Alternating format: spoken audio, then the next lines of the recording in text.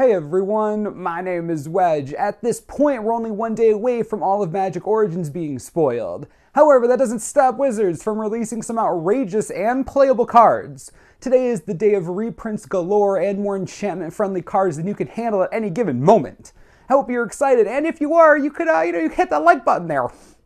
We'll start with a lucky card. Mage Ring Responder is 7 mana for a 7/7 artifact creature golem. It doesn't untap during your untap step. You can also pay 7 to untap it, and whenever it attacks, it deals 7 damage to target creature defending player controls. Loading Ready Run spoiled this card, and it really is very Loading Ready Run. They also pointed out its obviously hilarious synergy with Voltaic Key, so it's pretty much all that really needs to be said. What a hilarious card. Lucky 7s for days. Today we were also treated to a cycle of common reprints. Some of these you might remember. Celestial Flare is back, and that's huge for players running white decks against Stormbreath Dragon. They do not have good answers to that card. They do now. Strong sideboard material.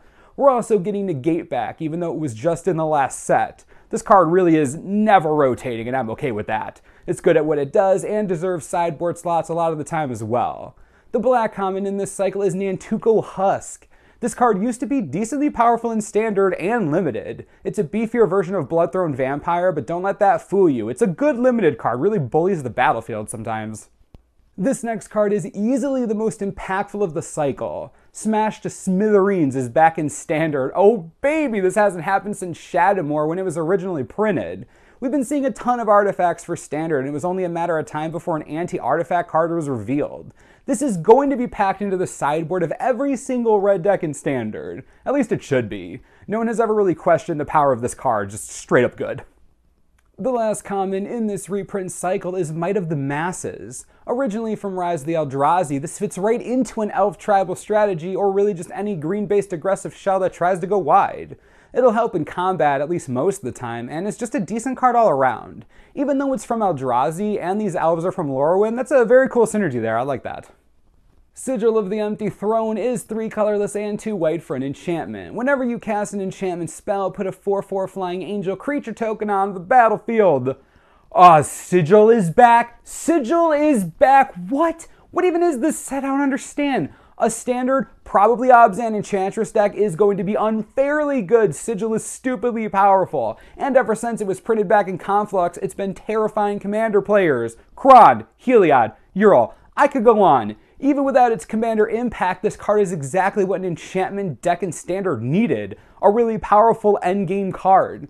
Pooping out 4/4 angels won't be that difficult when your deck is filled with enchantment creatures, at least for the next few months until rotation. Gosh, Sigil, jeez. Willbreaker is 3 colorless and 2 blue for a 2/3 human wizard. Whenever a creature an opponent controls becomes the target of a spell or ability you control, gain control of that creature for as long as you control Willbreaker. Alright, this ability is pretty sweet. Being able to just take control of creatures is nice, but you need a consistent way to do it that, won't kill them in the process. Clearly a card meant for Commander, you'll need something like Cauldron of Souls, Experiment Crage, or if you're playing Standard, Curse of the Swine is hilarious. You target the creatures, gain control of them, then you exile them and get a bunch of 2/2s that your opponent now doesn't get if your Willbreaker dies. That's just funny. Overall, the card is pretty cool with a super powerful ability. Again, you really just need a way to consistently target your opponent's creatures without killing them, unless you want to turn them to pigs, then go nuts. Hold the butts! Fleshbag Marauder is back in Standard. 3 mana for a 3/1 zombie warrior. When it enters the battlefield, each player sacrifices a creature. Yes please? Anyone want to build a mutually assured destruction deck with me? Okay, the internet already has it like 80% of the way there. Playsets of the Marauder, Merciless Executioner, Dictative Erebos, Athreos God of Passage. You could add in some Rally the Ancestors for value. And finally, Liliana Heretical Healer. All creatures will die, nothing survives. Who wants to destroy magic with me? Anyone? Seriously, I'm gonna build this. I'll call it like Masochistic.deck. It's the perfect name to hype. Sky Snare Spider is 6 mana for a 6/6 spider with Vigilance and Reach. Normally I wouldn't bother mentioning a card like this outside of our Best of the Rest series, but this is really big. It passes the vanilla test and has 2 relevant abilities, the Reach being particularly interesting. We're basically looking at a pumped up Sentinel Spider, and I love that. Definitely a limited bomb for the ages, will be first pickable in most packs and better than most rares honestly. I almost want to say that this has constructed potential. That's how good it is. It does hold up against everything but Atarka pretty much. Oh, wow, yeah. Siege Rhino, Pelucranos, Ojutai, Stormbreath? Huh, that's worth thinking about. Zendikar's Royal is 3 colorless and 2 green for an enchantment. Whenever a land enters the battlefield under your control, landfall, put a 2/2 green elemental creature token onto the battlefield. Okay, so they wanted to give us landfall, but the heads of wizards squashed their passion and refused. So they hid it in this card that makes elementals. I love it. It's great with Animus Awakening, probably exists mainly for Commander though, especially in Karametra decks, but it's still super cool. Anyone wish Fast Spawn was legal in Commander again? No? I didn't think so. I know I probably shouldn't be, but this next card excites me more than most in the set so far. Foundry of the Consuls is a non-basic land card that you can tap to add 1 colorless to your mana pool. You can also pay 5, tap it, and sacrifice it to put 2 1/1 Flying Thopter artifact tokens onto the battlefield. Stick with me for a second. I know this might not seem like much, but this is great for control decks. I know instinctively you think it should be in an artifact shell, but trust me, that isn't the place for this. If it's going to see standard play, it'll be in control. Decks like that are always running a crap ton of land, right? Like 26, 27. They also don't have many win conditions, and once it gets super late, there's just a bunch of land sitting there doing nothing. The Foundry as a 1 or 2 of could be nice in some control shells, gives you a couple flying creatures to help end the game, gives you something to do with your bazillion mana. Not saying this would be in every control deck ever or anything like that, just that if it were to see standard play, that's where it would go. Just saying.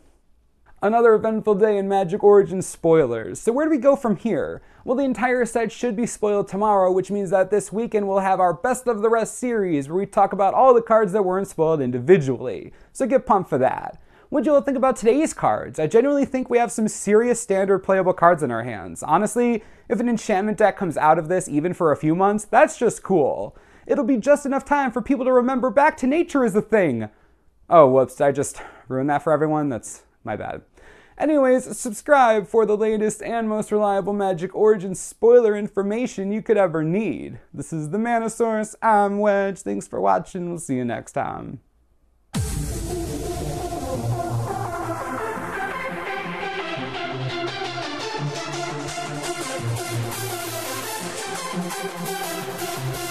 Wow.